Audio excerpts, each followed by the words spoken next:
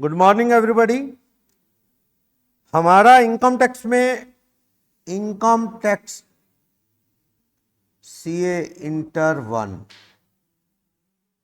Last topics में से एक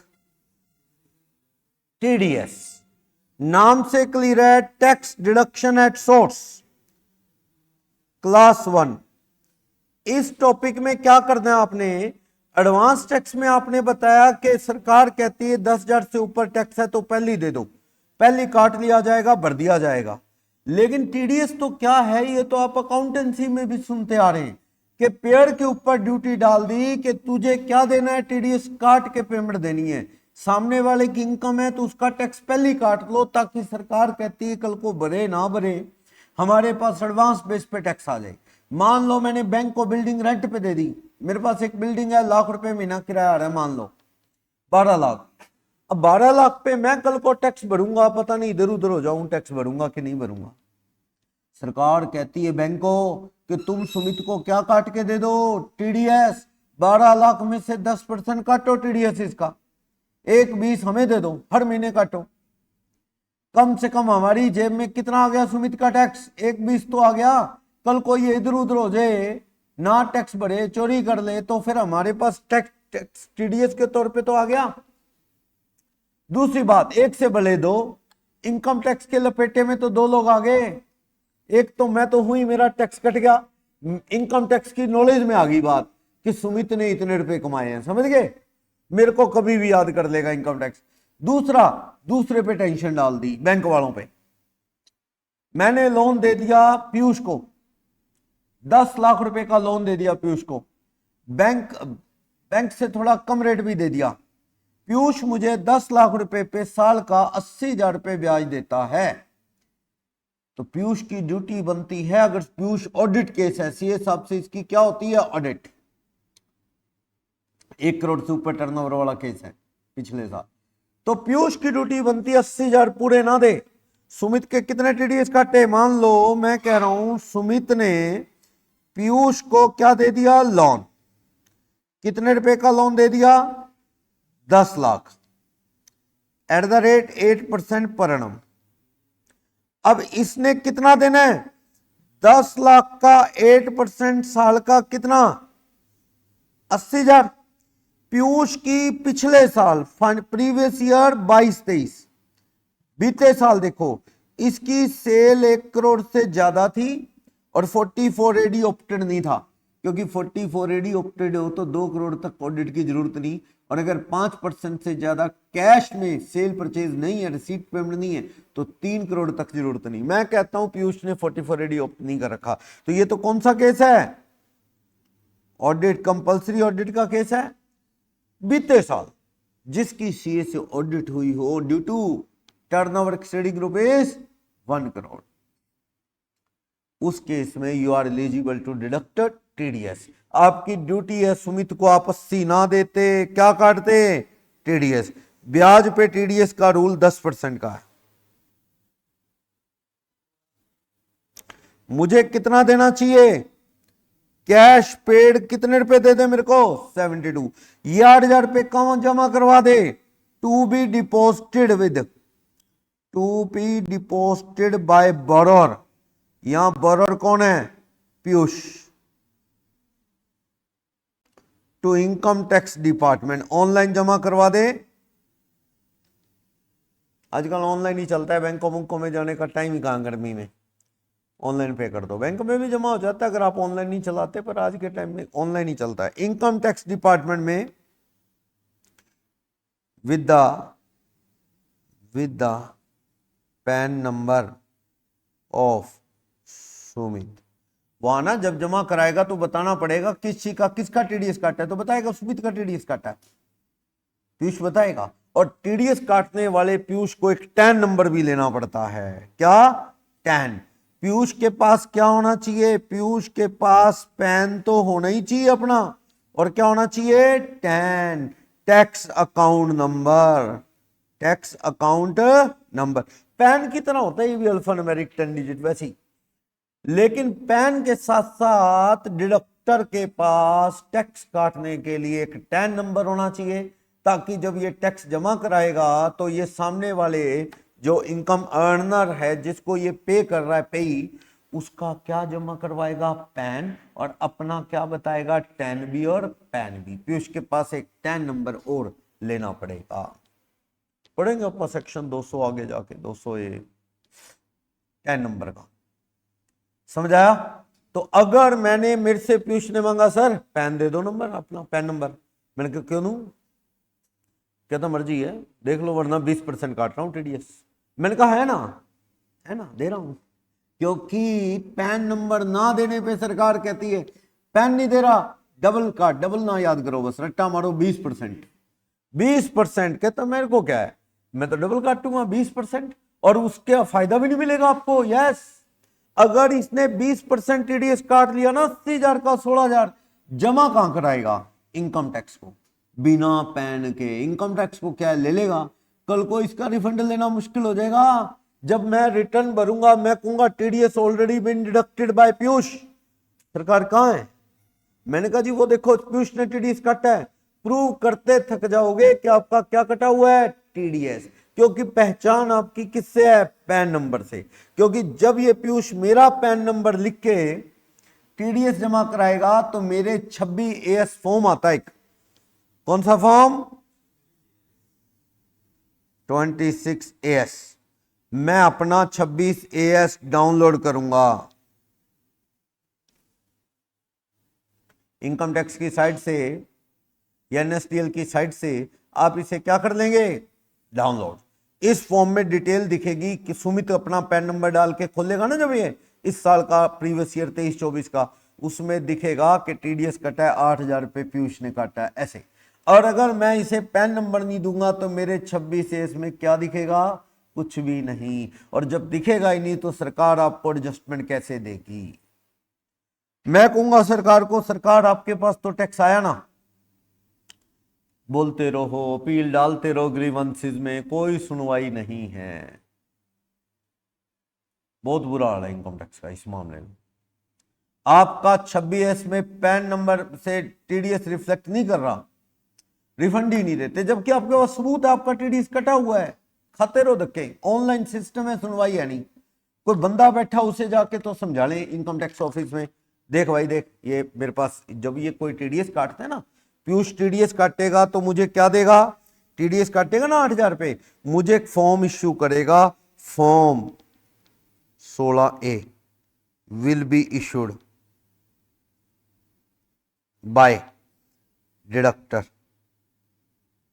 टू डिडक्टी, पेई कह लो, पेई सुमित को पीयूष क्या देगा, फॉर्म 16A। लो सर ये फॉर्म 16A सबूत, मैंने आपका टीडीएस काट के इनकम टैक्स में जमा कर दिया है, ये पकड़ो साहब सबूत। कल को मैं आपको सबूत दे रहा हूं, अगर ना जमा हुआ ना मैं फंस जाऊंगा। सबूत दे रहा है फॉर्म 16A, जो सबूत है इस बात का कि पीयूष ने मेरा टीडीएस काटा।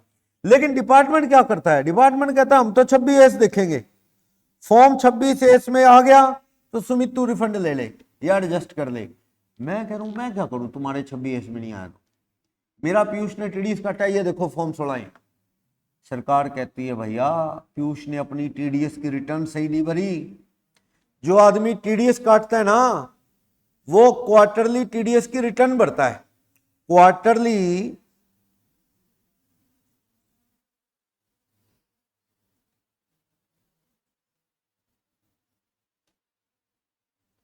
टीडीएस मंथली जमा होने, TDS is to be deposited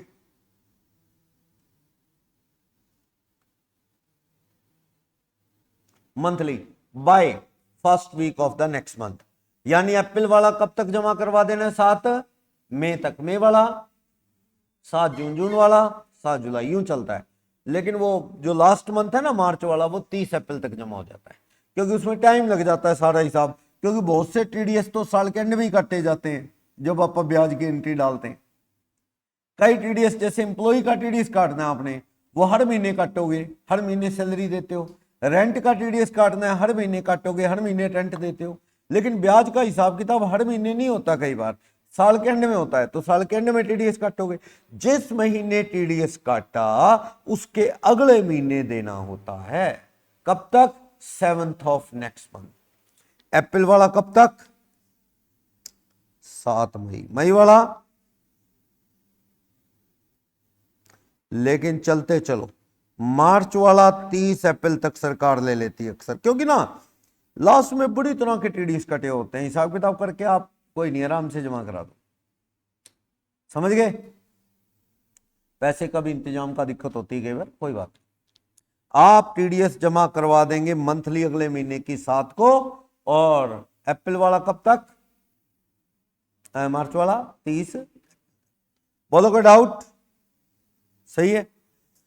और ये तो आपने जमा करवाने हर महीने क्या? टीडीएस। लोगों का टीडीएस काटा और इनकम टैक्स को देते जाओ पैन नंबर के साथ। लेकिन हर 3 महीने में क्वार्टरली पीयूष जैसे डिडक्टर को हर 3 महीने में क्या भरनी पड़ेगी? टीडीएस की रिटर्न क्वार्टरली। क्वार्टरली नॉर्मली 15 दिन मिलते हैं इसमें क्वार्टर के बाद। अप्रैल में जून वाली लगभग वही 15 जुलाई, इस तरह। तो आपको अपनी रिटर्न भी भरनी है। रिटर्न में क्या होगा? सिर्फ लिख के देना होगा इस 3 महीने में किस किस का टीडीएस कितना कितना काटा, उनका पैन नंबर ये है, इतना अमाउंट मैंने पे किया, इतना टीडीएस काटा, बस। मंथली तो आप ये बताते हो भैया टीडीएस टोटल इतना जमा करा दिया मैंने, बस बैंक में जमा करा दो, बात खत्म। इंडिविजुअली बताने की भी कोई जरूरत नहीं। अप्रैल में जितनों का, कईयों का किस चीज पे, कईयों का किस चीज पे, कईयों का किस चीज पे, जमा करा दो टोटल, बस। अप्रैल वाला 7 मई, मई वाला 7 जून, जून वाला 7 जुलाई। लेकिन क्वार्टरली डिटेल जमा कराओ कि इस क्वार्टर में मैंने जो टैक्स जमा करवाया वो किस किस का टैक्स है, उनका पैन नंबर, उनका नाम, उनका पैन नंबर, उनका नेचर ऑफ पेमेंट, रेंट है कि सैलरी क्या है, उनके पैन नंबर पे मैंने कितने रुपए टीडीएस जमा कराया और कितने रुपए पे किए। जैसे मान लो आपने किसी को इंटरेस्ट पे किया 2 लाख, बता दो। टीडीएस काट के जमा करवाया 15,000, बता दो। गलत किया, कितना करवाना था? 20, कम करवाया। तो डिपार्टमेंट ये पूछता है अमाउंट ऑफ पेमेंट कितनी दी, ताकि डिपार्टमेंट कल को कैलकुलेशन कर सके कि कहीं टीडीएस कम तो नहीं काट दिया, ज्यादा काट दिया सरकार के, कोई दिक्कत नहीं, वही लड़ेगा तेरे से, हमें कोई दिक्कत नहीं। मान लो पीयूष ने मेरा टीडीएस 15% काट दिया, कहता जी सरकार को खुशी रखना चाहिए, इसमें सर का कोई बात नहीं। 80,000 का 15%, कितना टीडीएस काटे बैठा है? 12,000। मैंने पैन भी दे दिया, पैन भी दे दिया। 20 नहीं 10 काटना था, आपने बीच विचाले कर दिया, कहता 15।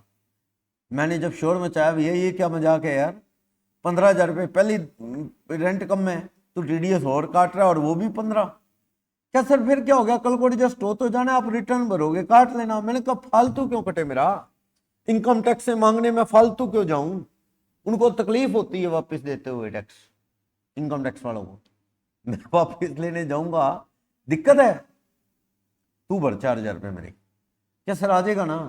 मैंने कहा ये क्या मतलब आ जाएगा, मैं नहीं, मेरा टीडीएस तू वापस ले ले सरकार। वापस नहीं आता, गया वो। अब ये सब तो यही तरीका है कि मैं अपना क्या करूंगा, रिटर्न भरूंगा, वापस आएगा।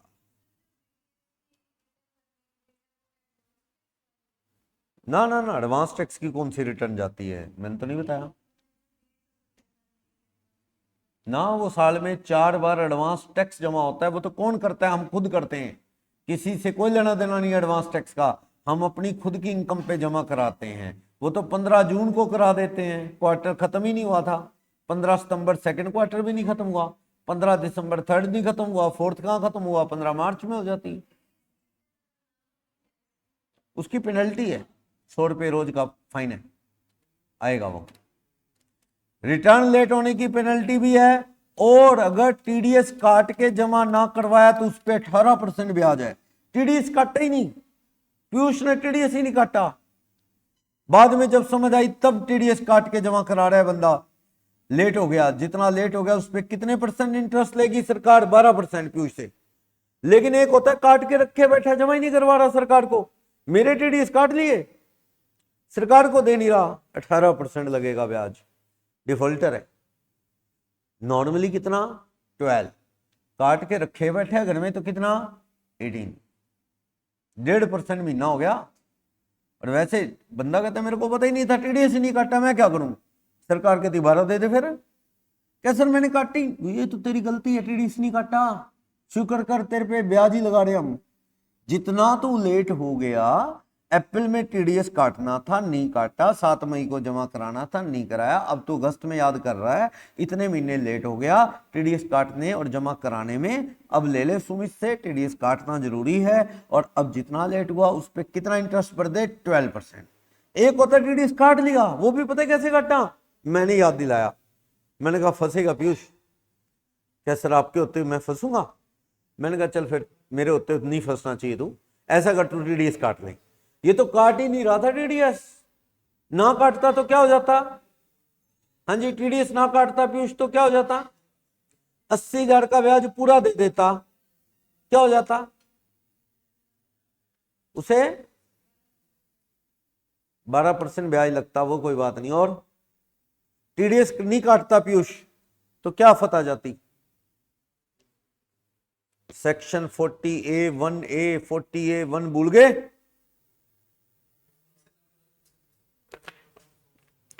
नॉन रेजिडेंट का टीडीएस नहीं काटा ना, 100% डिसअलाउड है, नॉन रेजिडेंट का जब जमा करोगे तब अलाउड, और रेजिडेंट का ना काटा ना, 30 हिंदुस्तानी का सैलरी हो चाहे कुछ भी हो, 30% हिंदुस्तानी में, 30% क्या है, डिसअलाउड, जब जमा करा देगा तब अलाउड। मैंने कहा पीयूष फंसेगा, मरेगा बहुत ज्यादा, तेरे पे दिक्कतें आ जाएगी, काट दे टीडीएस। कहता अच्छा सर ठीक है, लो 72,000, मेरे कहने पे टीडीएस काटा, वरना ये तो मुझे पूरी ही दे रहा था। मैंने सोचा अगर मैंने ना कहा कि ये कहेगा सर ने बताया नहीं, सर आप ही बता देते, मुझे नहीं पता था टीडीएस कटना है आपका। मैंने कहा भाई मेरे को ब्लेम करेगा, आखिर अपना स्टूडेंट है तो ऐसा गलत है करना। मैंने कहा भी तू काट ले टीडीएस 60। इसने मुझे कितना दे दिया, 72, पर आगे इसने जमा ही नहीं कराया, 8,000 रुपये टीडीएस काटा, जमा ही नहीं कराया, कहता बच गया 8,000, रखे बैठा। 6 महीने बाद मेरे को पीयूष मिला, मैंने कहा हाँ टीडीएस जमा करा दिया था, कहता कौन सा, मैंने कहा 8,000 रुपये मेरे, कहता वो जमा कराने थे, मैंने कहा और क्या, अब याद आया इसे 8,000, मैंने कहता मैंने भी सोचा ऐसे तो 8,000 बच गए यार, ऐसे सर छोड़ते थोड़ी सर के पैसे 8,000 रुपये, तो इसको जमा कराना था नहीं करवाया, 18% क्या लगेगा, इंटरेस्ट, क्योंकि अब तुम कट करके रखे बैठे हो ना, समझा। चलो एक और बात, पीयूष को नहीं पता, इनकम टैक्स सब्जेक्ट इसने नहीं पढ़ा, टीडीएस नाम की चीज, टीडीएस काटे नहीं, मेरे घर में 80,000 का चेक दे गया, अब चेक दे ही गया, या तो एक तरीका है मैं चेक वापिस लूं, नया चेक लूं 72 का, इसको याद दिलाऊं कि 8,000 रुपये टीडीएस क्या है, जमा कराना होता है, पीयूष तू जमा करा, पर मैंने कहा कौन चेक वापिस करेगा यार 80 का, फिर नया लेगा, दिक्कतें हैं ना। आ गया अब चेक, तो मैंने 80 का 80 चेक जमा करवा के 8,000 रुपये टैक्स खुद जमा करा दिया, इनकम टैक्स मैंने करा दिया। कल को पीयूष को नोटिस आ भी जाए तो पीयूष कहता है सर क्या हो गया, सर मैं तो फंस गया, मेरे को इनकम टैक्स वाले कुछ कह रहे हैं, मैंने कोई नहीं, मैं जवाब दे दूंगा इनकम टैक्स को कि आपका कोई नुकसान नहीं हुआ है, जो पीयूष ने काट के मेरे पेन पे जमा कराना था वही टैक्स मैंने डायरेक्ट जमा करा दिया है, आपको तो टैक्स मेरा पहुंच गया ना एडवांस में, आपका एम मैं समझ गया। इनकम टैक्स वालों को मैंने कहा पैसे पहले लेके रख लेते हो, साल बाद इनकम टैक्स की रिटर्नों में हिसाब होगा, समझ रहे हो, साल बाद मान लो मेरा टीडीएस इसने अप्रैल के मंथ में काटना था, मई में जमा कराना था, मेरी रिटर्न कब जाएगी इस साल की 23-24 की, जुलाई 25 में, हो सकता है मैं रिफंड ही ले लूं, समझ गए, मेरा टैक्स ना बने।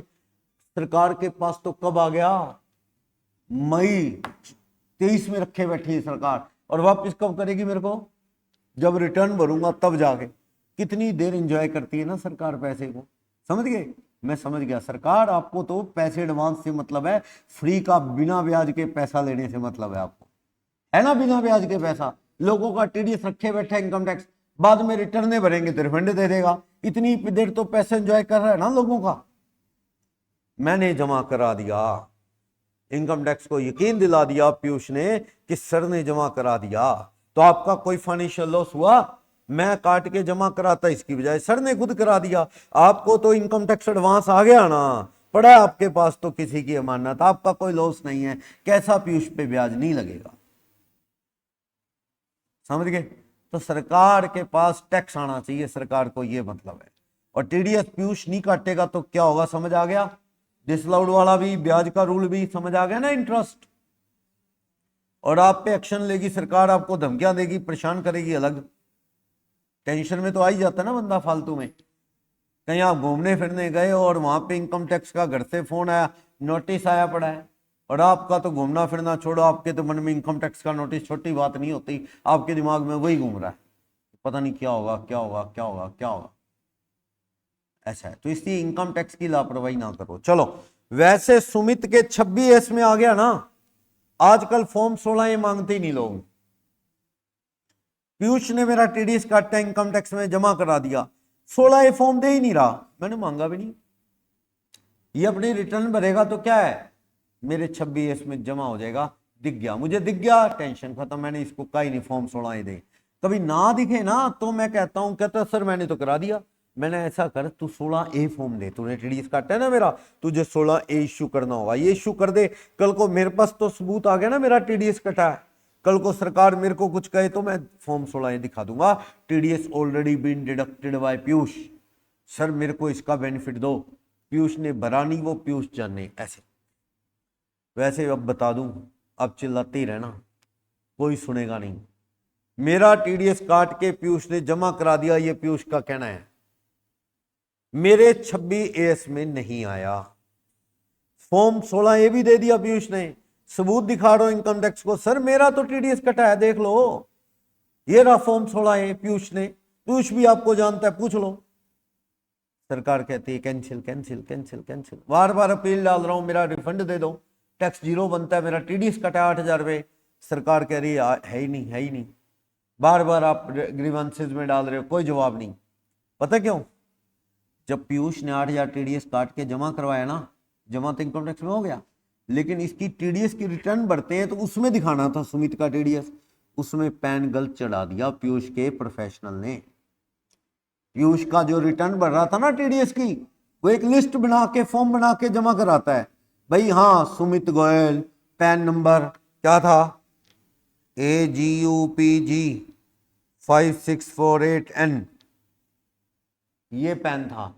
मान लो उस बंदे ने गलती से ये वाला एक डिजिट ना जी की जगह ना कुछ और भर दिया, 9 भर दिया, या कुछ और भर दिया, इधर PG की जगह उसे पता नहीं क्या सुना, B भर दिया, एक डिजिट गलत कर दिया, टीडीएस जमा हो गया और मेरे अकाउंट में दिखेगा कहां, पैन नंबर ही गलत चढ़ा दिया। अब इसने तो करा दिया जमा, पर मेरे अकाउंट में दिख नहीं रहा। इनकम टैक्स वाले कहते हैं सुमित तेरा टीडीएस कटा हो तो तेरे को वापस दे। मैंने कहा जी ये देखो फॉर्म 16 है, मेरा टीडीएस कटा है। कहते कहां कटा है, हमारे पास तो आया नहीं। वो पैन गलत होने से आ तो गया उनके पास, लेकिन गलत पैन दिख रहा है। अब इसका क्या इलाज है, मारे जाओ मत्था इनकम टैक्स के साथ, सर मेरा टीडीएस कटा है, ये देखो फॉर्म 16, मानेंगे नहीं वो। इसका एक ही तरीका है, क्या, पीयूष से मुलाकात करो, भाई देख मेरे को 8,000 रुपये मेरे नहीं आ रहे, सारा किया किराया तेरा है, गड़बड़, तू अपनी टीडीएस की रिटर्न दिखा मेरे को। इसने वो प्रिंट आउट दिखाया, वो पर्चा जिसपे सभी का टीडीएस काटा, तो उसमें मेरा पैन ही गलत था। मैंने कहा ये देख क्या लिख दिया यार, यहाँ जी था, तूने क्या भर दिया, बी भर दिया। कहता जी अच्छा, मैं तो कहता खुद एक अकाउंटेंट से भरवाता हूँ मैं टीडीएस की रिटर्न, उसने गलत भर दिया। अब आपको अपनी टीडीएस की रिटर्न क्या करनी पड़ेगी, रिवाइज, तो मेरा कुछ बनेगा। टीडीएस की रिटर्न रिवाइज करेगा पीयूष, तब जाके उस साल का टीडीएस मेरे अकाउंट में दिखेगा, अब जाके इनकम टैक्स को मैं रेक्टिफिकेशन डालूंगा, प्लीज आप अपना असेसमेंट दोबारा करो, मेरा टीडीएस दो। बड़ा पंगा है इसमें, टाइम बीतने के बाद तो वैसे उनको याद नहीं रहता किसी को कुछ देना है, और उन्होंने लेने हो ना, छोड़ते नहीं। मान लो कोई ऐसा हो जाए सिस्टम, उन्होंने आपसे लेने हैं, रह गए, छोड़ते नहीं, और देने हैं तो उनको याद नहीं। मेरा खुद का 17,000 रुपए का टीडीएस आज भी इनकम टैक्स के पास फंसा हुआ है, सिर्फ ये ऑनलाइन के सिस्टम में। यहां होता तो मैं जाके सीधा ऑफिसर को मिलता, सारी बात बताता, सब कुछ सही था। मेरा टीडीएस इनकम टैक्स की लास्ट डेट थी, जैसे रिटर्न भरते हैं आप, और वो लेट, रिटर्न भी लेट थी, बिलेटेड, जैसे ना लास्ट डेट बहुत लेट तक थी, 30 नवंबर या कुछ एक्सटेंड हो गए ऑडिट केस के बिना। 31 जुलाई से, वो कोरोना वाला साल था, वो डेट एक्सटेंड हो के ना 30 नवंबर हो गई। मैंने जब अपनी रिटर्न भरी उसमें टीडीएस नहीं दिख रहा था, रिफ्लेक्ट नहीं हो रहा था। क्यों नहीं रिफ्लेक्ट हो रहा था? मुझे लगा कि भाई बैंक ने अगले साल, क्योंकि ऑडिट करने जाते हैं, मान लो हम बैंक की 23-24 की ऑडिट करने जाते हैं, वो मई में गए 24 में, मई 24 में ऑडिट तो 23-24 की है। कुछ बैंक तो क्या करते हैं, 23-24 की ऑडिट है ना, वो 23-24 में प्रोविजनल बेस पे खर्चा डाल देते हैं 31 मार्च को, और टीडीएस भी काट के जमा कर देते हैं बंदे का। भाई चलो, खर्चा तो इसी साल का, ऑडिट अगले साल हो रही है, एक्चुअल कैश पेमेंट अगले साल हो रही है, प्रोविजन फॉर ऑडिट फीस बना के ना वो खर्चा अक्रूवल बेस पे डाल के टीडीएस काट के प्रोविजन बना के आउटस्टैंडिंग फीस दिखा के छोड़ देते हैं। वो तो 23-24 का 23-24 में ही दिखेगा। कुछ बैंक कहते हैं जब हम पे 25 में कर रहे हैं, यानी कि मई 24 का मतलब 24-25, तो वो अगले साल की रिटर्न में दिखता है। मैं रिटर्न भरने लगा, लास्ट डेट थी, बिजी शेड्यूल था, 26 में टीडीएस नहीं दिखा। वो मुझे लगा अगले साल दिखेगा, क्योंकि बैंक ऐसे ही करता है। मैंने खोला अपना 26 23-24 का, मान लो, उसमें टीडीएस नहीं दिखा। क्यों नहीं दिखा? मुझे लगा भी उसमें क्यों नहीं दिख रहा, अगले साल दिखेगा, बैंक अगले साल काट रहा होगा। मैंने अपनी रिटर्न भर दी, उसमें टीडीएस क्या था, 0। जब नेक्स्ट ईयर की रिटर्न भरने लगा उसमें भी टीडीएस नहीं था, अगले साल के 26 में भी नहीं है। टीडीएस गया कहाँ? वो मतलब वो जो अमाउंट था, देखा वो पिछले साल में आ गया। पिछले साल के 26 में कब अपडेट हुआ? मेरी पिछले साल की रिटर्न भरने के बाद, क्योंकि उन्होंने गलती से क्या किया, कुछ पैन नंबर का टीडीएस चढ़ाया नहीं होगा, उन्होंने बहुत लेट, जब लोगों ने फोन वोन मारे उनको, तब उन्होंने अपनी टीडीएस की रिटर्न क्या की, रिवाइज। बड़ी लेट तक रिवाइज होती है, लेट तक रिवाइज होने की वजह से वो 26 में मेरे कब रिफ्लेक्ट किया, रिटर्न की लास्ट डेट जाने के भी बाद। मुझे क्या पता मेरा 26 अपडेट हुआ है, वरना मैं रिवाइज भर लेता रिटर्न। मुझे हमेशा ही ऐसा होता था, कुछ बैंक मैंने बहुत साल ऑडिट की, कुछ बैंक अगले साल में टीडीएस काट के शो करते थे, कोई प्रीवियस ईयर में, प्रीवियस ईयर के 26 में आया नहीं, और मैंने इतना ध्यान नहीं दिया, अभी देखता रहूं कि बैंक ने टीडीएस की रिटर्न रिवाइज ना कर दी हो। अगले साल क्लेम कैसे करूं, अगले साल के 26 में है नहीं। और पिछले साल में अपडेट तब हुआ जब रिटर्न की लास्ट डेट चलेगी, बिलेटेड भी चलेगी। अब वो पैसा आज तक इनकम टैक्स में फंसा हुआ है। मैंने उनको 100 बार ग्रीवेंसेस में डाल दिया, अभी इसमें बोलो मेरा क्या कसूर है, मैं क्या करता। 26 में रिफ्लेक्ट हो नहीं रहा था, मैं क्लेम करता तो आप कहते कैसे दें तेरे को। तो वो एक उसमें ना प्रोविजन होता है, मुझे कंफर्म होता कि अगर वो पिछले साल मान लो 23-24 में कट गया है, शो नहीं हो रहा, तो मैं उसे क्लेम कर लेता अपनी रिटर्न में, नेक्स्ट ईयर कैरी फॉरवर्ड कर लेता, अगले साल मुझे मिलता। भी मैं कहता जी मेरे 26 में नहीं दिख रहा, अगले साल दिखेगा, मैं तब क्लेम कर लूंगा। मेरे को लगा दिखेगा ही अगले में, अगले साल की इनकम में बुक करेंगे इनकम, अगले साल दिखा नहीं, पिछले साल दिखा, बाद में दिखा। अब डिपार्टमेंट का ऑनलाइन वालों को समझाए कौन? वो तो कहते हैं आप रेक्टिफिकेशन डाल दो, जो भी गलत आपको लग रहा है ठीक करके डाल दो, 6 महीने का टाइम है उसमें जवाब देने का, 6 महीने पड़ा रहता है, 6 महीने बाद वो वही उठा के, उनको ना कुछ समझ आए ना, वो क्या करते हैं, जो पिछला ऑर्डर है ना एज इट इज वही दोबारा डाल देते हैं। आप फिर रेक्टिफिकेशन डाल दो, 6 महीने के बाद फिर जवाब आ जाएगा वही सेम। किसको गाली दें? यहाँ होता तो उसको 4 गालियां देते, जाके उसके ऑफिस में बैठ जाते, हल्ला कर देते। वहां कहा किसको क्या कहें, बोले जाओ कंप्यूटराइज सिस्टम है, सुनवाई है नहीं। उनके केयर वालों को फोन करें, वहां पे ऐसे ऐसे बंदे बिठा रखे हैं जिनको इनकम टैक्स आता नहीं, वो साइट खोल के तो जवाब दे रहे होते हैं, इनकम टैक्स एक्ट की साइट खोल के ना, वो साइट पे जो गूगल पे नहीं आ रहा होता मैटर, वैसे जवाब दे रहे होते हैं, सर ऐसा होता है, वैसा होता है, वैसा होता है। सिस्टम ही नहीं है कोई। अब इसका इनकम टैक्स अपील करो, और वो बड़े हार्ड लेवल पे, इतना तो खर्चा पड़ जाएगा जितना टीडीएस नहीं है, तो बड़े पंगे हैं इनकम टैक्स में। जब यहाँ फिजिकली होता था ना, तो कम से कम उसमें इस तरह की दिक्कतें नहीं आती थी, ऑफिसर को सारी बात बैठ के समझा दी जाती थी। भी सरकार के पास टैक्स तो आ गया ना, बात ये है, आपके पास हमारा टैक्स दिख रहा है ना, आ गया, पिछले साल दिख गया, चाहे आ तो गया ना, अब वो सिस्टम हमने लेट फाइल किया तो अब कर लो यार। फिर उन्होंने, मैंने बहुत मत्था मारा, तो वो कहते हैं जी आप ना अपनी रिटर्न को अपडेट कर लो, एक सिस्टम है उसमें। तो मैंने वो अपडेट करने की तो वो यूटिलिटी खत्म होगी, क्योंकि वो रिटर्न पहले जो जाती थी एक्सएमएल बनती थी, फाइल का एक कैटेगरी होती है जावा में, अब वो जो बनने लगी जेएसएन फाइल बनने लगी, वो एक्सएमएल की यूटिलिटी खत्म होगी इनकम टैक्स की साइड से, वो फाइल खुल ही नहीं सकती, मैं देख ही नहीं सकता अपनी फाइल खोल के पुराने वाली, अपडेट कैसे करूं। तो टेक्निकल इशू। और हमारे पास किसी का रह जाए टीडीएस, वो हमें कहता रहता है यहाँ अपना ही फंसा हुआ है।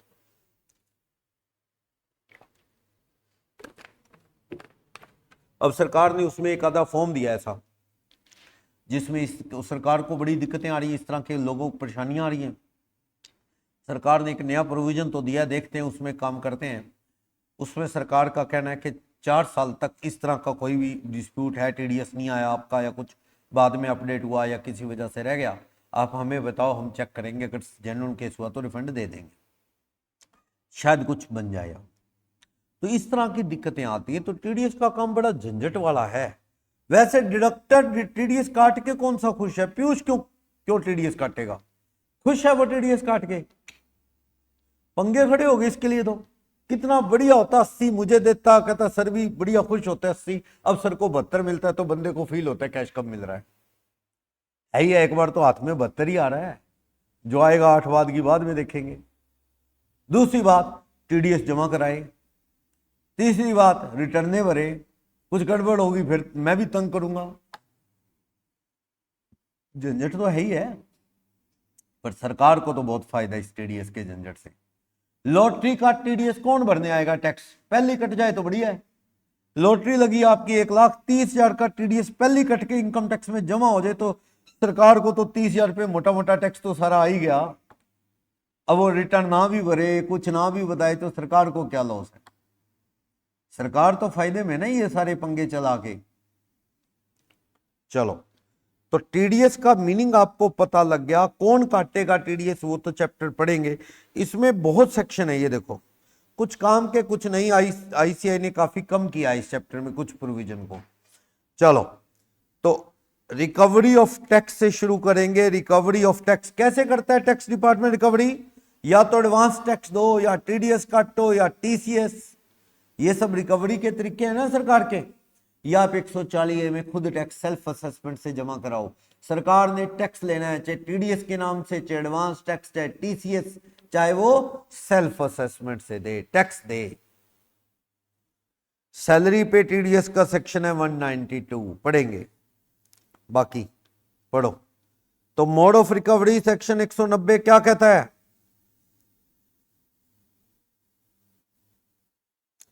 टीडीएस के नाम से, एडवांस टैक्स के नाम से, टीसीएस। टीसीएस मैंने बताया हुआ है कार पे, कार खरीदो 10 लाख से ऊपर कितना टीसीएस है? 1। शराब का मर्चेंट है, वो कंपनी से वाइन खरीदता है 2 करोड़ की, तो 20,000 का टीसीएस भी देना पड़ेगा। TCS, tax collection at source, ठीक है ना। मान लो मैं कार खरीदूं 15 लाख की, मुझसे जीएसटी भी लेगा एजेंसी वाला कार पे, प्लस क्या लेगा? 1% टीसीएस, 1% टीसीएस भी लेगा। एजेंसी में जाओ, वो समझाते हैं सर ये वापस आ जाता होता है। वापस तो आएगा ना जब हिसाब किताब करके इनकम आपकी कम बनी। गाड़ी वाड़ी वाले में लेना आसान नहीं है वापस, क्योंकि आप पैसे, गाड़ी लग्जरी आइटम है, अब वो खरीद के टैक्स टीसीएस आपका कटा तो आपकी इनकम कम तो नहीं होगी ना। कम होगी तो महंगी गाड़ियां कहां से ले पाओगे? तो आप गाड़ी ले रहे हो तो आपको रिटर्न मोटी तो भरनी पड़ेगी, वरना इनकम टैक्स शक की नजर से देखता है। समझ रहे हो ना? आसान नहीं है। तो कई लोगों को लगता है, और जिसको नहीं पता वो हैरान होता है, कहता है ये तो आ ही जाता है। कहाँ जाता है, आसान थोड़ी है। आप कह दोगे मेरी इनकम कम है तो स्क्रूटनी में लगा देगा केस, फिर 100 डाटा मांगेगा आपसे। क्लियर?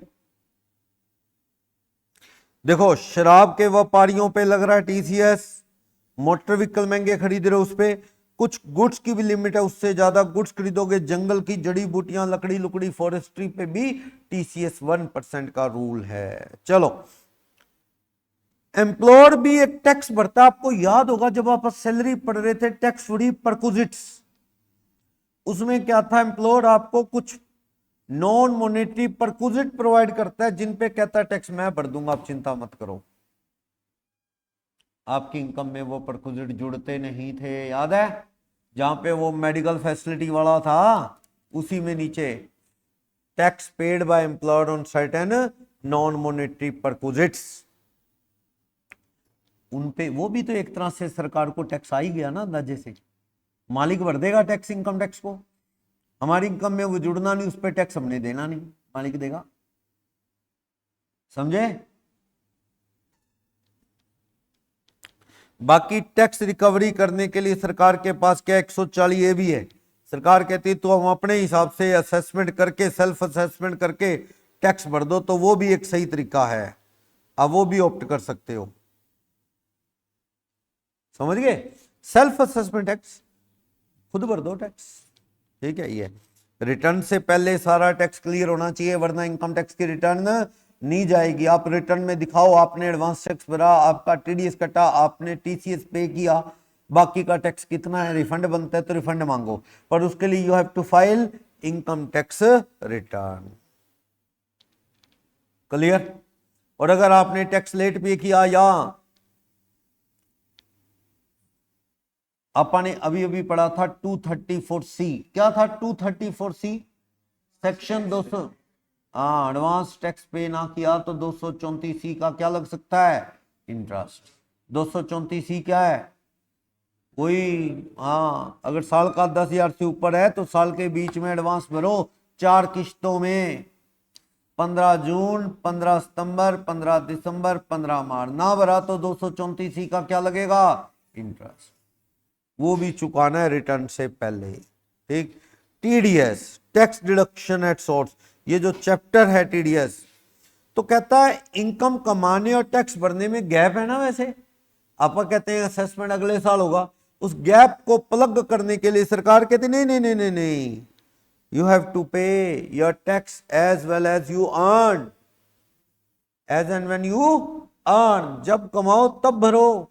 अगर आपका टैक्स ज्यादा है तो कौन सा रूल लाए? Advance tax. कौन सा रूल लाए? टीडीएस।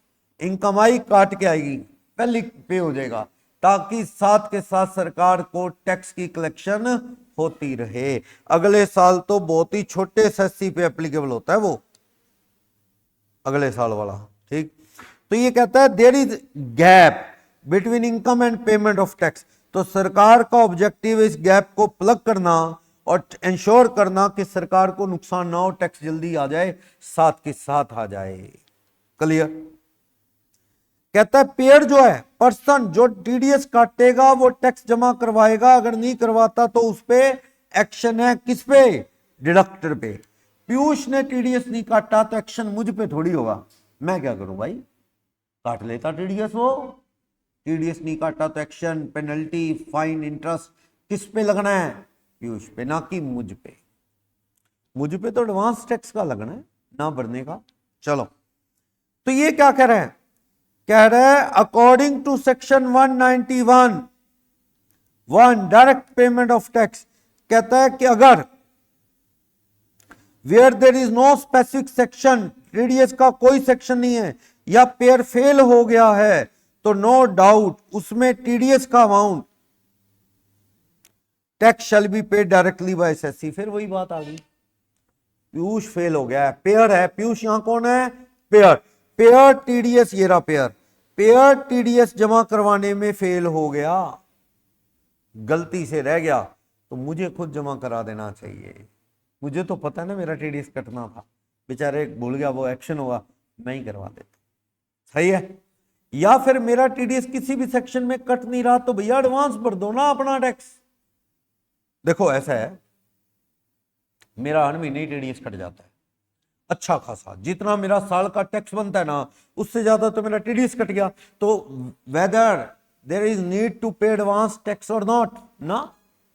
एडवांस टैक्स की लायबिलिटी बनेगी कैसे? टोटल इनकम उस पे total tax minus TDS deducted.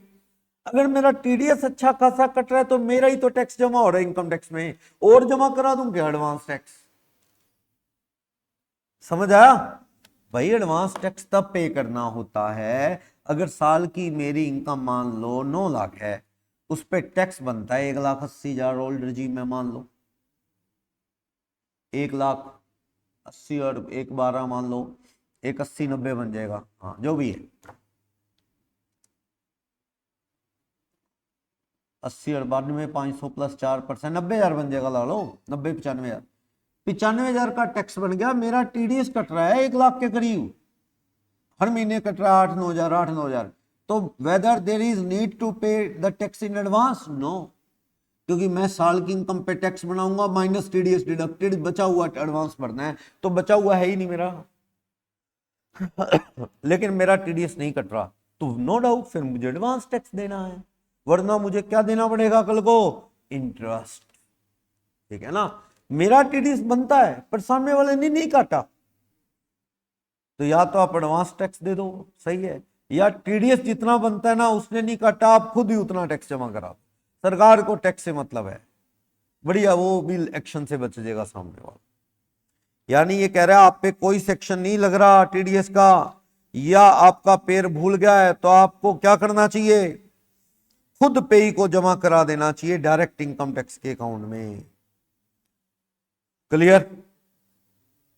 वैसे टीडीएस की पेमेंट जमा कब कराना चाहिए, देखो मोस्टली तो क्या है, बुक्स में एंट्री और actual payment whichever is earlier. सुनो, जैसे पीयूष ने मुझे रेंट देना है, किसी महीने का रेंट नहीं दिया, इसने बुक्स में एंट्री डाल दी, कैश की शॉर्टेज के चलते इसने मुझे रेंट अभी नहीं दिया, इनकम टैक्स कहता है विच एवर इज अर्लियर की थ्योरी है, इनकम टैक्स कहता है क्या बुक्स में एंट्री होगी या actual payment whichever is earlier. Piyush कहता है पैसे तो नहीं है, सरकार कहती है सुमित को तू आराम से बाद में दे दे, हमें दे दे हमारे टीडीएस के पैसे, क्योंकि रूल क्या है, विच एवर इज अर्लियर। लेकिन लॉटरी, सैलरी, कंपनसेशन जैसे कुछ सेक्शन है जिसमें पेमेंट बेसिस पे टीडीएस है, सैलरी ड्यू होगी, मालिक ने मुझे देनी है, दी नहीं, टीडीएस नहीं काट सकता, जब तक सैलरी देगा तब कटेगा, पेमेंट बेसिस। लॉटरी, मान लो मेरा इनाम लग गया 1 करोड़ का, घर में 1 रुपया नहीं आया, सरकार मुझे, वो सामने वाला जो है टीडीएस कब काटेगा मेरा, जब मुझे पेमेंट देगा, मुझे पेमेंट ना आई हो मैं खुद जमा कराऊं, वो बंदा मुझे जब पेमेंट देगा वो टीडीएस तब काटे, पेमेंट बेस पे। Clear. Most of the cases में तो क्या रूल है, बुक्स में एंट्री या फिर actual payment whichever is earlier. Ishaan को मैंने 5 लाख का लोन दे रखा है, ऑडिट केस है ईशान, साल का ब्याज बनता है 12% के हिसाब से दे रखा है 60,000, ईशान ने interest count debit to outstanding interest 60,000 कर दी, कहता अगले साल दूंगा, इनकम टैक्स कहता टीडीएस तो दे दे भाई, 6,000 देना पड़ेगा, पेमेंट हुई ना, ड्यू हुई, बुक्स में एंट्री हुई, हाँ, which ever is earlier, earlier base पे, यानी बुक्स में एंट्री के वक्त देना पड़ेगा। क्लियर, मोस्टली केसेस, लेकिन लॉटरी, सैलरी, कंपनसेशन में पेमेंट बेसिस पे। क्लियर, बोलोगे डाउट। देखो विच एवर इज अर्लियर है, मोस्ट ऑफ द केसेस में अक्रूवल बेसिस पे टीडीएस काट लेना चाहिए, सामने वाले को लेट दे दो चाहे पैसे, लेकिन टीडीएस जमा करा दो। लेकिन सैलरी पे टीडीएस कब जमा होता है, जब सैलरी पेड होती है, लॉटरी में भी जब लॉटरी का पैसा पे हुआ। टीडीएस की रेट क्या है, विदाउट सरचार्ज और एजुकेशन सेस। नॉर्मली आपने मेरा टीडीएस काटना है रेंट पे 10%, सीधा फ्लैट 10%, उसके ऊपर सरचार्ज एजुकेशन नहीं लगाना।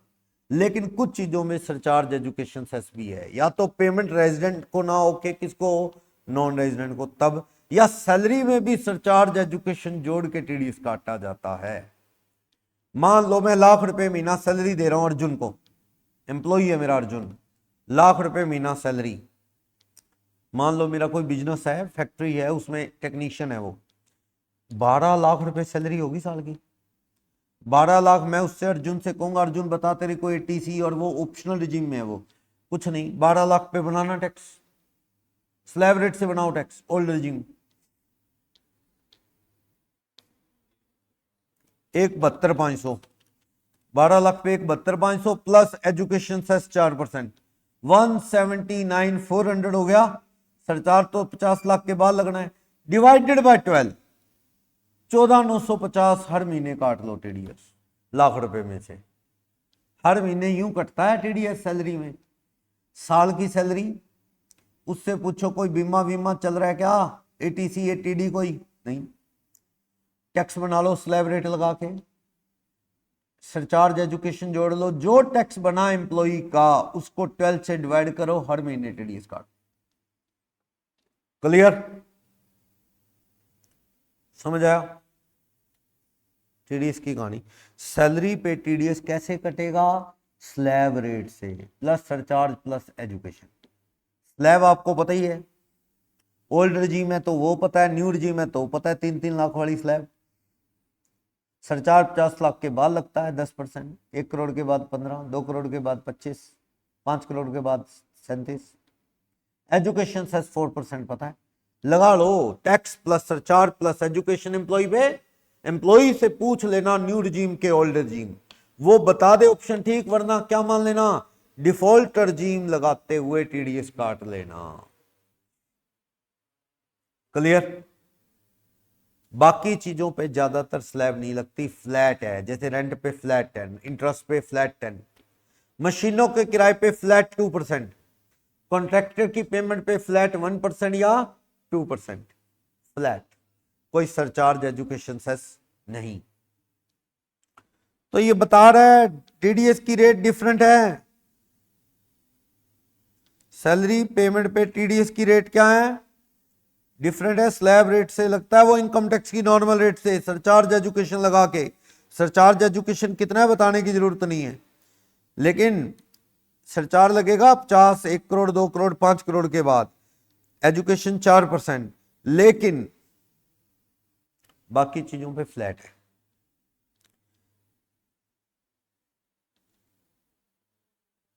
देखो, अगर आप किसी के ऊपर जीएसटी लगा रहे हो तो जीएसटी अलग दिखा देना, जीएसटी अलग दिखेगा। मान लो मैंने बैंक को बिल्डिंग किराए पे दी, किराए पे दी, बैंक से मैं क्या ले रहा हूं किराए के साथ? जीएसटी। मैं जीएसटी में रजिस्टर्ड हूं, रेंट पे जीएसटी है, जीएसटी भी ले रहा हूं। और वो टीडीएस किस पे कटेगा? मान लो 12 लाख किराया है, 18% जीएसटी है, 12 लाख का 18% करना 216। मान लो रेंट कितना है? लाख रुपए पर मंथ है, 12 महीने का रेंट कितना है? 12 लाख है, 12 लाख है। मैं जीएसटी भी चार्ज करूंगा बैंक से, अगर मैं जीएसटी में रजिस्टर्ड हूं। मान लो मैं रजिस्टर्ड हूं, मेरी और भी बिल्डिंगें किराए पे चढ़ी हुई हैं, क्योंकि जो किराए, जो आदमी सामान नहीं बेचता ना, सर्विस प्रोवाइडर है, जैसे ट्यूशन पढ़ाता है या सीए है या बिल्डिंग किराए पे देता है, उनको 20 लाख तक जीएसटी नंबर लेना नहीं पड़ता, और दुकानदार लोगों को 40 लाख तक जीएसटी नंबर लेना नहीं पड़ता। चलो, और भी बिल्डिंगों का किराया आता है मुझे, इसलिए मैं जीएसटी में क्या हूं? रजिस्टर्ड। तो कितना? 20 लाख, 12 लाख का कितना हो गया?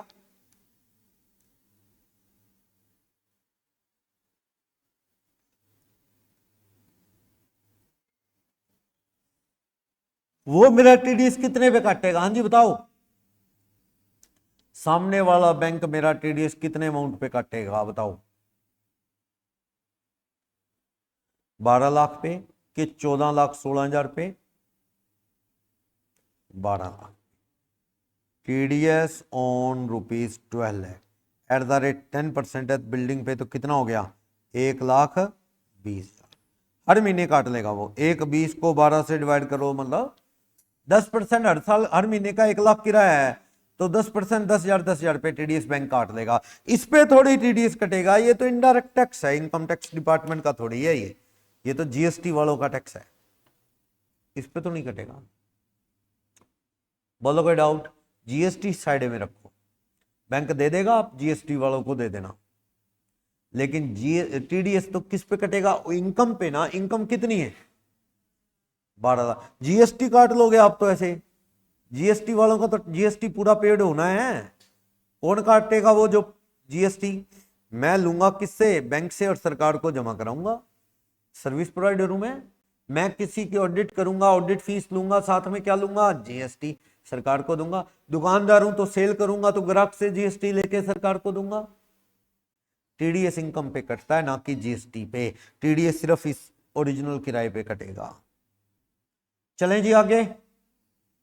आइडिया हो गया दिमाग में टीडीएस क्या चीज है, क्या बेसिक रूल है टीडीएस के। चलो आगे, सेक्शन 192 याद रखना है, सेक्शन 192 जीएसटी किस पे, सैलरी पे। नेचुरल है, कौन काटेगा टीडीएस, एम्प्लॉयर। जो सैलरी देगा वो टीडीएस काटेगा, और इसमें एम्प्लॉयर कोई मर्जी हो और उसके अंडर कितने बंदे हो इससे फर्क नहीं पड़ता। एक दुकानदार कहता है बाबूजी मैं तो छोटा सा दुकानदार हूं, 2 बंदे रखे हैं मैंने, तो 2 रखे हैं, क्या उनको इतनी सैलरी दे रहा है क्या जो स्लैब रेट को पार होगी हो, क्या, हाँ वो तो दे रहा हूं, बस फिर काट टीडीएस। टैक्स बनता है एम्प्लॉय का, टीडीएस काट पर 87 कम कर लेना। अगर मान लो आपने एक बंदा रखा है, बड़ी दुकान है आपकी या फैक्ट्री है, एक बंदा रखा है जिसकी तनख्वाह आप दे रहे हो 40,000 रुपये महीना, उस बंदे को कितनी सैलरी दे रहे हो, 40,000 रुपये महीना, करना 40, 12 महीने की कितनी होगी, 480, 50 और कुछ, कोई परकुलेट दे रहे हो क्या, कोई और अलाउंस जोड़ लो, कुछ नहीं। क्या जी ये कहाँ होता है जी दुकानों पे, हम तो लमसम है 40,000 रुपये महीना देते हैं, इसको कितनी होगी 480, 480 में से माइनस कर लो स्टैंडर्ड डिडक्शन 50,000, कितनी रहेगी 430, बस, और कोई इनकम उसकी बताई नहीं उसने। 430 पे टैक्स बना लो, कितना बनेगा 2.5 लाख माफ, ओल्ड रिजीम बता रहा है वो, मान लो तो 5% टैक्स बना 9,000, तो क्या होगा 87 उड़ा देगी, टीडीएस बनेगा कहां, टैक्स 0 बन रहा है, टीडीएस की छीका काटूं, समझाया, टैक्स बनेगा, टैक्स ही टीडीएस है यहां। मान लो आपके पास बंदा नौकरी करता है, वो एम्प्लॉय की ड्यूटी है ये बताना एडवांस में एम्प्लॉयर को, साल के शुरू में बता दे sir I will opt for optional scheme और I will go for default. अगर तुमने नहीं बताया तो लोग कहता है एम्प्लॉयर को कि तू क्या मान ले, एम्प्लॉयर अपनी ओर से क्या मान सकता है, डिफॉल्ट रजीम। नया रूल लगा दे, 3 लाख तक टैक्स माफ, अगले 3 लाख पे 5, अगले 3 लाख पे 10, अगले 3 लाख पे 15, अगले 3 लाख पे 20, उसके बाद 30 वो, और डिडक्शन कोई देनी नहीं उसमें, याद रखना, ठीक है ना। ये एम्प्लॉय की ड्यूटी बनती है डिफॉल्ट है कि ऑप्शनल बताना। और सुनो, एम्प्लॉय की ये भी ड्यूटी बनती है अगर ऑप्शनल रिजीम है तो, ऑप्शनल रिजीम ऑप्ट किया है तो ये बता दे तेरी कोई डिडक्शन है तो हमें बता दे, हमें क्या पता। हाँ जी सुनो, इस बात को समझो, एम्प्लॉयर को ये पता है क्या कि तुझे कौन सी डिडक्शन मिलती है, तू बताएगा ना। अब मान लो एम्प्लॉय के घर में कोई हैंडीकैप्ड है, ये कौन बताएगा, एम्प्लॉय बताएगा कि मुझे डबल डी मिलनी है साहब, तो मालिक उससे सर्टिफिकेट लेगा कि हाँ भाई सबूत दे दे, तो मैं तेरी 80 डबल डी काट के तेरा बाकी टैक्स बना लेता हूँ, डिवाइडेड बाय 12 हर महीने काट लेता हूँ। तूने जीवन बीमा करवाया बता दे भाई कितना पे करता है हर साल, तेरे को 80 काट के गिन लेता हूँ। कोई बैंक में एफडी करवाई है या इस साल बता दे, या करवाएगा बता दे। अब एक माइंड में आपको ये बात आ रही होगी आपके माइंड में, सर साल तो शुरू होता है अप्रैल में, टीडीएस अप्रैल में कटना शुरू हो जाएगा क्योंकि वो तो 12 महीने से डिवाइड करके काटता है। सर बहुत सी चीजें साल के बीच में होती हैं, आपके माइंड में आ रहा होगा ना भी अप्रैल में टीडीएस मालिक कैसे काटेगा, बीमा साल के बीच में करवाना हो, साल के बीच में मेडिकल करवाना हो, कोई बात नहीं, मालिक ऐसे करता है साल के शुरू में ही आपसे पूछ लेगा भाई बता ऑप्शनल के कौन सा, क्या सर ऐसा है मैंने ऑप्शनल में चलना है, लेकिन मैंने ना अभी बहुत सी स्कीमें मेरे माइंड में हैं, मुझे मेडिकल इंश्योरेंस भी करवाना है सर, मुझे क्या है कुछ और डिडक्शंस भी लेनी है। तो मालिक कहता है भाई कुछ लेनी है तो बता मैं कम कर लेता हूं, पर झूठी ना ले लियो कल इनकम टैक्स वाले तेरे को तंग करेंगे। या ऐसा कर, मैं तेरे को सैलरी दे रहा हूं मान लो 90,000 रुपये महीना, देखो ये आइडिया मालिक का, उससे तनख्वाह क्या देगा 90,000 रुपये महीना, रफ सब कुछ बीच में आ गया। 12 महीने की कितनी तनख्वाह देगा 1080। एम्प्लॉय ने बता दिया है कि साहब मेरी ऑप्शनल रजीम में मूड है टैक्स भरने का, ठीक है 1080। मालिक उसको स्टैंडर्ड डिडक्शन काटेगा कितनी 50, 10-30 के हिसाब से मान के चलेगा उसकी इनकम। लेकिन मालिक को एम्प्लॉय ने बताया जी बीमा तो मेरा पहले से चल ही रहा है, LIP वो तो लंबे टाइम चलती है, कोई LIP कोई ऐसी चीज तो है नहीं 1 साल होती, पिछले सालों में भी वो 80 ले रहा है जीवन बीमे की, वो तो इस बार भी ₹1,00,000 साल की LIP भरता है, वो मालिक ATC दे देगा। उसके घर में नॉर्मल कोई हैंडीकैप्ड है, ATD पिछले साल भी ली, अब भी ले लेंगे वो 75,000। कोई और डिडक्शन है तो बता, कहता सर अभी तो नहीं। चल ठीक है, फिर 10,30,000 करना, -1 लाख -75। मालिक के हिसाब से तेरी इनकम कितनी बनती है? मालिक के हिसाब से कितनी इनकम बन रही है? 855। 855 पे टैक्स बनाना।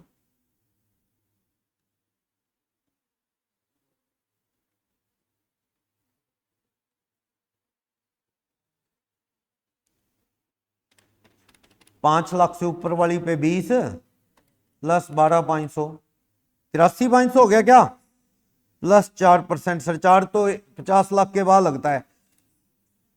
देखो सरचार्ज तो सैलरी वाले केस में बहुत कम मिलेगा, क्योंकि 50 लाख से ऊपर सैलरी के क्वेश्चन कम ही देगा आपको। दे दे तो कर देंगे हम सरचार्ज। कितना टैक्स बनता है अप्रैल में देखा तो? 86,840 डिवाइडेड बाय 12 करना, डिवाइडेड बाय 12 मंथ। मालिक 7237 कह लो या लगभग 40, 7237 बनता है। मान लो 7240 रुपए महीना TDS काट लेगा। यानी आपको अप्रैल में सैलरी कितनी दे देगा? अप्रैल मंथ में मालिक आपकी तनख्वाह 90 है ना, TDS कितना काट लेगा लगभग आपका? अंदाजे से 7240। कैश पेमेंट कितनी दे देगा आपको?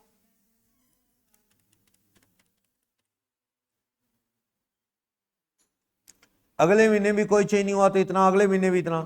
फिर मालिक को आके वो कहता है सर ठहरो, कहता जी मैंने मेडिकल करवा लिया है सर, मेडिकल इंश्योरेंस करवा लिया सर, 3 महीने कट गया ये TDS कब कब कट गया? अप्रैल में, मई में, जून में। कितना कट गया? 7240 7240 7240, कितना कट गया टोटल?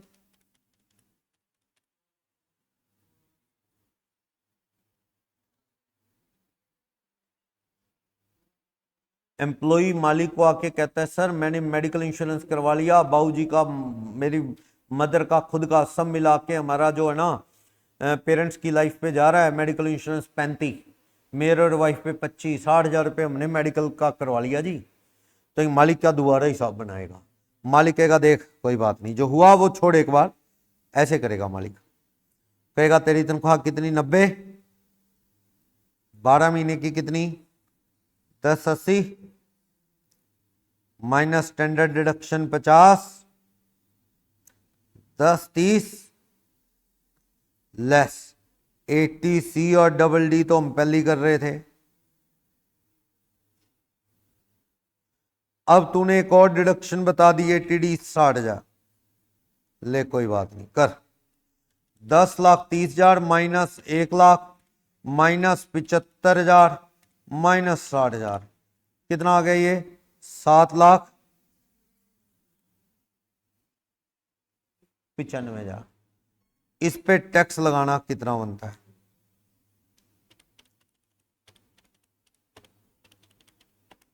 4% एजुकेशन जोड़ के, including health and education cess, 74,360 बनता है। आपका TDS already deducted, TDS already, कितना TDS कट गया पहले 3 महीने में? ये रहा 7240 7240 कट चुका है ना, 21,720।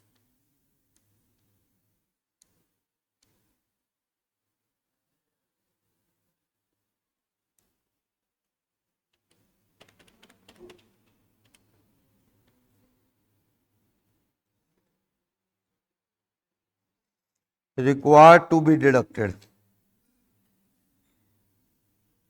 इतना कटना चाहिए 21,720। अच्छा हो गया वो तो, इसको 12 से डिवाइड करो,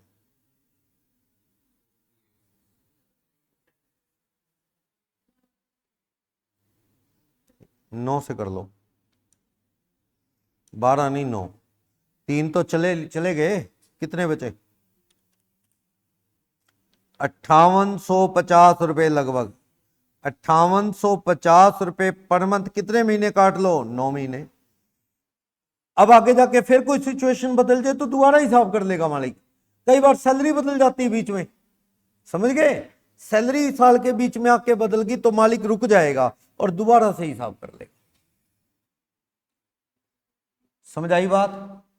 क्या होता है इसमें टीडीएस में? तो सैलरी पे सेक्शन 192 सबसे बड़ा टीडीएस का सेक्शन 192 ही है, क्योंकि इसमें बहुत कुछ है। बाकियों में तो ठीक है, सीधा पेमेंट है, सीधा टीडीएस काटो, लेकिन सैलरी में अच्छा खासा मटेरियल है।